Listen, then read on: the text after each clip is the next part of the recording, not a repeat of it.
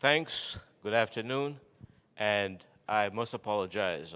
Well, I'm not apologizing. When Greg called and said, Fitzcoy, I need for you to talk at the conference, I said, yep, I'd love to do that. After listening to the previous talks, I'm thinking he set me up because the topic I have here is going to be very controversial for a lot of folks. And if you read a lot of the other journals that talk about the 9 species and all these things, I'm going to be the one in, I'm going to be the goat here. But I'll walk you through why is it that I'm seeing a lot of ghosts. I've spent some time with quite a few young DVM and PhD students that might come up into my territory. And I'll always ask them, have you seen certain Eimeria? And they said, no, they would have said no. I said, I'll show you what these ghosts are. And there might be a few in the audience here. So as my title is read, these are the guys who named those organisms, identify them, and name them. And you've seen some of these names earlier. Tizzer, he had the good fortune of identifying 2 of the lesser species, Johnson, Levine, and Edgar. And you've heard Greg mentioned that I'm a byproduct of Edgar's lab, so I'm being influenced by that philosophy. What are these organisms? The organisms are Hegani, Mitis mevadi, praecox, and believe it or not, A. cervellana is a part of that group. Although it is very often seen in the field, most of the others are very seldom seen. They are, but they're not being recognized. And through my presentation, I'll need for you to be thinking about some things. And the percentages here are based on my evaluations. So you could see some are less than 10%. I do not see as many that I would have classified as Midas. I see more that I would classify as Bevati that's probably been thrown in the same category as Midas. Quickly, Tizzer described this in 1929, and what he had 2 small organisms because he had 3 at the same time. And he described one as having the small egg-shaped, as a cervellana, having lesions in the upper part of the small intestines, and he differentiated them based on the morphology and also the parasite biology. That's a critical part of this in which we're missing. He also demonstrated that it produced white lesions. And throughout all the work that you've seen, it is a mildly pathogenic or moderately pathogenic organism. Mitis was the other one he had. And spherical organism is a round organism, 16 times 16 microns, whereas the other A. cervellana was 18 times 14 microns. However, not an error, but an oversight that Tizzer had in the 29. He thought the organism was mainly in the upper part of the small intestines. However, I spent 1 year trying to find this and could not. And this is why, for a period of time, Mitis was considered non-valid because we could not find it. However, these organisms are primarily in the lower part of the small intestines. And ever since then, since 1980, everybody's now finding it if you go in the lower part as compared to the upper part of the small intestines. Mildly pathogenic. The birds will quit laying if the birds are in lay. They'll start laying and does not cause mortality, but the birds will stop laying and start flushing. Yep. Hegani. Levine did this in 1938. Again, an organism that was uniquely different. And he named it after one of his colleagues there at Cornell. Again, it was identified and named, and that's all he did, because there's no description. Oliwale Olele went back and redescribed that in 1982 and showed some of the unique things about this organism. The thing that with Oliwale, he did not publish his work, and if you have an opportunity to go to the Congress of Research or whatever it is for graduate studies, you'll find that. Mevati. This organism is the one that is most confusing or most challenging to work with. Identified in 1947, I think it was, found in 59, and reported in 1964. The title or the name of it is an organism that migrated. Most of the lesions were in the upper part of the gut, and as the infection progressed, it was in the lower part of the gut. And that is the word mevati, meaning wanderer. It moves. This is the only organism of the lesser species of the 5 that I've mentioned thus far that does cause that mortality. This one will kill, the others do not. What is it that they have in common? Those 3 in particular? Small. And this is where the confusion is, because a small organism, all of a sudden we say it is mitis or A. cervulina. The minute is small, without doing any other characterization. The other 2 are medium-sized organisms because they're much larger. They're about 18 to 19 microns, whereas those are 18 and less than, because mevati is 15 microns, 13, 15 microns, mitis is 16 microns. Where do we find these organisms? Dr. Cervantes had shown that earlier. A. cervulina is upper part of the gut. In all my years, I've never seen A. cervulina going past the mucus diverticulum. So it's A. cervulina, Hegani, and praecox do not go past the mucus diverticulum. These are throughout the intestines. This is top to bottom, the same infection all the way through. This is predominantly here and very seldomly seen at the above. That's the ghost. These are the organisms, praecox. We've seen quite a bit of work now about praecox. Hegani, that's the organism. And I promise you, there are folks in this room that have seen them, but not quite sure what they are. That's the organism.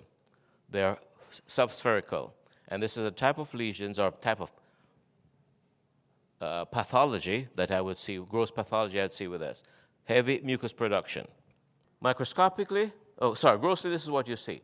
A lot of mucus production, and I hate to describe this as looking sausage-like, because the feces are encased in a sausage-like material, consistency, with Hegani, and with praecox, this is the type of feces that I normally see. Watery, mucoid, much different from the other types that I've seen.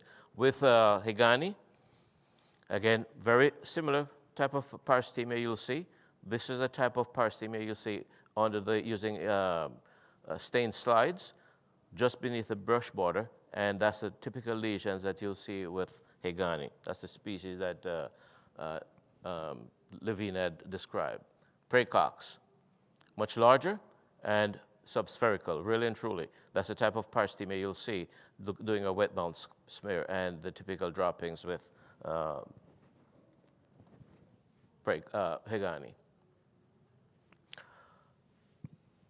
Researchers have been looking at some of these unique organisms, lesser species, and Williams and his cohorts in 2009 published some work looking at 3 isolates of praecox and an isolate of A. cervulina. What he found, the isolates were from England, Wales, and the USA. What he found was that the no gross lesions with praecox, heavy mucus production has already been stated. The Welsh isolate was more pathogenic than A. cervulina, and England and the US isolates were 50% less pathogenic than the A. cervulina. Another group of French scientists, did something very similar. However, what they did here, they had praecox with different levels, A. cervulina with different levels, similar comments, no gross lesions, impairment in performance. Again, A. cervulina did both, and the combinations. However, the combinations of the A. cervulina and praecox tend to be more impactful on the host than any individual species. The statement here that praecox should now be considered one of the important species that we need to be paying attention to. Interestingly, many of us might have sent samples to histopathologist because you're seeing nonspecific enteritis. You're wanting some understanding as to why. Fred Hare, who's done quite a bit of histopathology, sent me a couple of these samples. Fitzroy, I'm seeing these things. I know it's a lot of coccidia. I don't know what it is because they're not conforming to Eimeria A. cervulina. What it is that he's finding? What he's finding is the Hegani and praecox in those samples. How impactful are these organisms? They do suppress weight. We've heard about the impact of coccidia earlier. However, very transient. Day 5, weight suppression. Day 6, bottoms out, and recovery, pretty much. And this is one of the unique things about Hegani and praecox. 36 hours, the animal is in a state of recovery. So timing is very critical if you're wanting to find these organisms, if they're impacting performance. How prevalent are they? Dr. Mathis just talked about the different programs that are. I tend to see them, and this is what I'm saying, is there a seasonality with it? During the fall and winter, Dr. Mathis just talked about the programs, and I'm glad he stated that before I did, because I'm wondering, this is just Fitzroy's comment now, I'm wondering if some of those programs that might be allowing these organisms, especially 70% prevalence, seeing Hegani and praecox, as compared to vaccine period. Vaccines are being used spring and summer, and the prevalence have gone from 70% to anywhere from 13%, 5% as low as 5% to 13%. What are some of those factors? There's something that we're doing management-wise to be seeing these organisms, and I think we're missing something, because routinely, we go, and when we're doing necropsy sessions, Dr. Cervantes talked about routinely, he's done it for 27 years. So I'm going to accuse him of not seeing these organisms because we're focusing, and right here, the midgut. So we've missed all that. We've missed all this because we are focusing on just the midgut for Eimeria maxima. We've spent so much focus on trying to find Eimeria maxima as a culprit, where there might be some other organisms that might be contributing some of that issue. Where do we find them in the U.S.? I'm going to say just about every poultry area that I've gone to and I've worked in, I've found them. I found them here because this is where I live, so I work here quite often. I get samples from here, and I do find them in the southwestern area. I do find them here too from this poultry chicken growing area on the west coast. So wherever chickens are, you find these organisms, but you've got to know what you're looking for to detect what you're working with. Here's a slide that I'm wondering, I did not put the anticoccidial drugs here, but there's 3 drugs, and they are chemical anticoccidials. And your gross lesions, none. Your parasite burden, microscopic scores, very similar. Your control and the treated groups, you could see what your oocyst outputs are, and weight impact on day 6, and your anticoccidial index. This is a measure of the efficacy of your drug. Worst case scenario, best case scenario. So these are in between. So I'm wondering if the programs that we're doing or using might be contributing for the prevalence of some of these organisms, unique organisms. I'm sorry. I'll switch gears a bit here now and talk about the MAM. This is not Master's program, but this is Mivati, Estrolina, and Midas. And pre-patent period, very similar, 93, 99, 97 hours. This is uniquely what we need to pay attention to. Although it was stated earlier that this is not important, it is. It is important because they're all similar and it's consistent. You may have micron differences, but you will not have, you should not be confused in this with this or this with this. You should not be, because those are big differences at the microscopic level. Broadly ovoid, spherical, and ovoid. And your shape index. This is, again, very critical. The type of damage that you see with some of these organisms, the lesser species. This is electron microscopy scanning, showing the type of damage done to the epithelial surface. And this is transmission, showing something that Edgar stated uniquely about some of these organisms, that you may have multiple developmental stages within one epithelial cell. So the Parastaphyros vacuole, 3 cells right here, you've got 2 here. And here you appear to have had 3 schizons in this epithelial cells. So those are some unique bits about it. Eimeria. It has been stated, Tisser stated that in 1929. That's not very pathogenic. But with the right amount, you can have weight suppression. There are 2 isolates here, C and B4, 30% weight suppression, 40% weight suppression. You do have some evidence here of drop in scores, impact on the gut quality, and your oocyst output. So these birds went through a complete molt. The bird quit laying. However, within a week, 2 weeks, the bird went back to to laying. What are the type of gross lesions? Dr. Cervantes has shown some earlier. A cerulina, classic. This is what you see, white transverse bars. With Mevati, you see white spots, not white bars. Bob Evans, and this is his coined phrase here, the 4th of July sky. He said, Fitzroy, when I see Mevati, I can almost tell, because it's like I'm looking at the skyline on the 4th of July. It's a starburst pattern that you see with the Mevati as compared to your A. cerulina. Typically, this is the paresthemia that you see with Mevati. And this is typical gross lesions with a moderate infection of Eimeria mevatiosis. A little bit of the same. Severe, the type of paresthemia. With A. cerulina, you tend to see a lot of the ulcers, but you may see them in clusters. And many of us refer to them as clusters of grapes.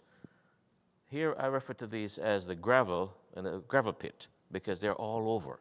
They're not in a pattern per se. The type of droppings that you'll see, and the severe lesion, very severe. Hyperemia, quite a bit of hemorrhaging in that. And you may even see taints of blood with Eimeria mevati, not Eimeria cerulina. A lot of similarities.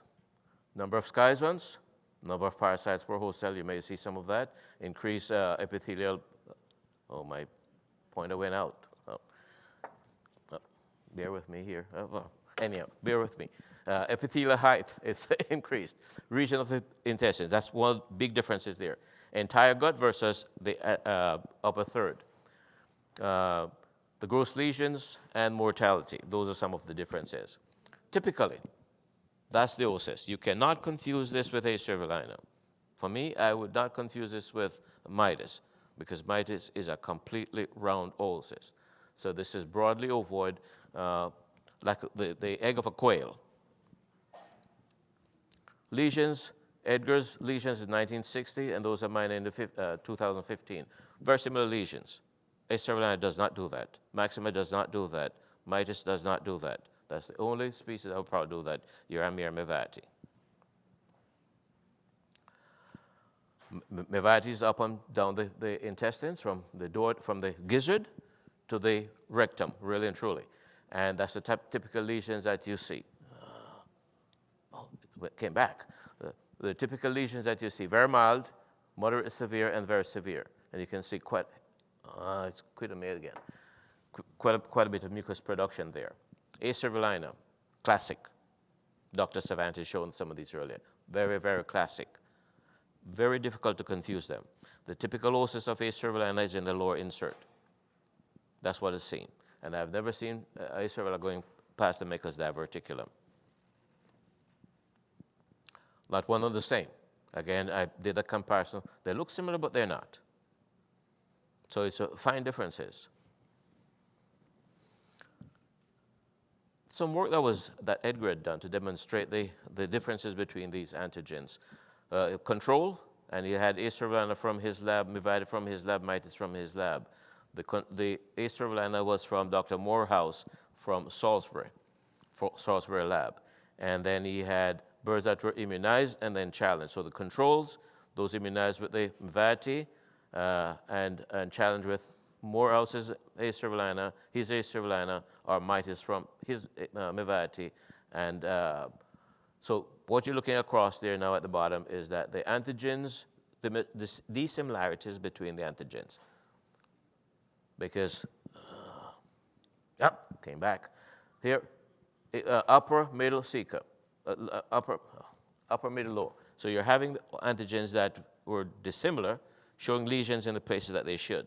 Whereas those that, comparing it to the controls, the similar antigens, the homologous antigens did not produce lesions. Only the ones that were heterologous produced lesions. Some work that I had done with Mike Ruff some time ago. Very similar controls, showing the type of impact you'll see with the controls, none with the controls. Mitis with mitis showed some protection, and mitis with A. cerulina, no protection. Mevati with Mevati showed protection. Mevati with the other species showed none. A cervellina with challenge with A cervellina showed protection. So it is showing that in cross protection, these antigens do produce protective immunity. Some other work with other antigens. A cervellina, Mevati, with the control showing where the lesions should be, and with the homologous challenges, A cervellina, none. No lesions. Mevati, no lesions. But there are three types of antigens, Mevati antigens there, showing with the star indicating that there were different antigens. Mevati is more pathogenic than A cervellina, and this slide is just showing that.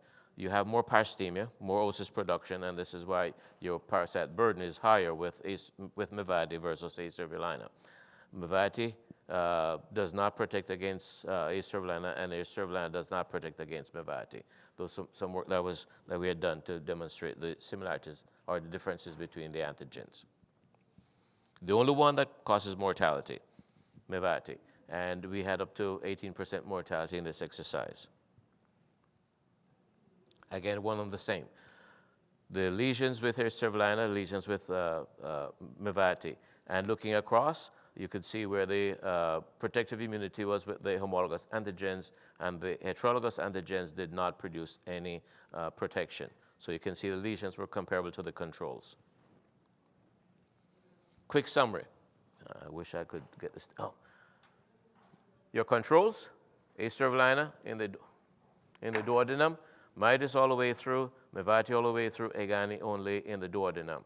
And with the birds immunized with different antigens, Mevati and challenge with the heterologous or homologous antigens, you could see where your protection was. The X is indicating you had paresthemia, the none indicating you had control. Gross, quickly, the A cervellina immunized and challenged with mitis, showing the paresthemia in the epithelial tissues. I hope you can follow me. I can't indicate, just have to assume that they're there really. Because, sorry, not my fault. Or it could be my fault. Mevati with Mevati with mitis, you could see the parasites being developed in the epithelial tissues there. Mevati with A cervellina, considerable amount of paresthemia being developed. A cervellina, mitis with A cervellina, showing a lot of parasites being developed in the epithelial tissue. Again, this is just beneath the board of the epithelium. This is some work I wanted to show, and I wish my pointer would work here, but it has failed me. The isolate here from mitis was an isolate from the UK. Supposedly had precocious properties.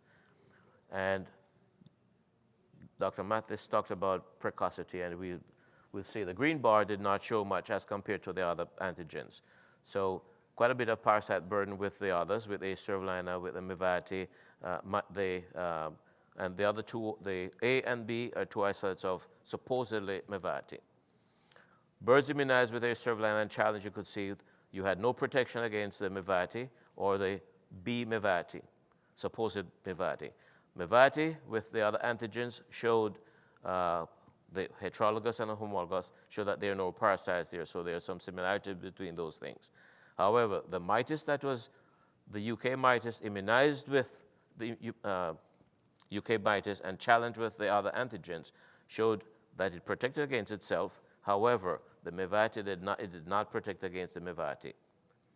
What this is I'm wondering, was that a pure Mevati, or was that, a pure mitis, or was that with something else?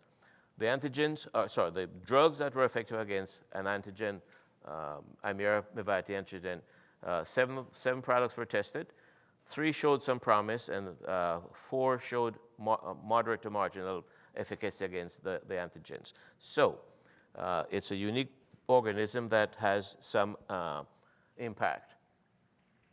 Quickly, my flashing thing is going off here. Mortality and occasional blood. That's the difference between the two antigens. Quick summary. The prevalence, about 70% based on my opinion, it appeared to be seasonal, and I think it is more associated with programs rather than time of the year per se. The prevalence, I've seen all the species with the exception of brunetti and nicatrix in broilers. No gross lesions with Hegonian praecox. And if we score somewhere else, we might be able to find those. These organisms are distinctly different. Mevites is not the same as mitis and A. cervellina, and you can see the rest. Mevites, more pathogenic. Mevites, very common. This is where I wanted to get to these slides here. I need for folks just to think a little bit. We're all familiar with zebras, right? The zebras are striped equine animals, right? Which zebra is this, please? And my test is if you give me the answer, I'll give you my reference here. You have a pointer there? Oh, which zebra is that? One of three. Is it Gravii, quagga, or Equus zebra? And if you say that's what it is, that's what it is. And I'm wondering, when we see the small organisms, and I really want to get to this, although I was talking about lesser species, or are we labeling things properly? Because if I label, my next slide, if I label, where's my pointer now? Oh, if I label this as a zebra, right? It is not a zebra, it is a donkey. If I label this as a zebra, and I do all the molecular work, is this really, it's gone again. Is this related, is this the same as the one of the four there? Just a question, because I've asked this to several colleagues of mine, and nobody's yet to give me an answer, an appropriate answer. A part of the confusion, quickly, I'm running out of time, see, standing right here. A part of the confusion is, did we start with something that was mixed? I don't know. But a quick summary, 70%, you could see what might say the others are. A. cervellina is not the same as Mevites. Mevites is not the same as mitis. And I threw this up here because I want for us to be thinking. Not because they're small, they're that. Because Tizard, Johnson, Levine, and Edgar, they use multiple criteria. They did not just use one. And using one can be dangerous. Thank you.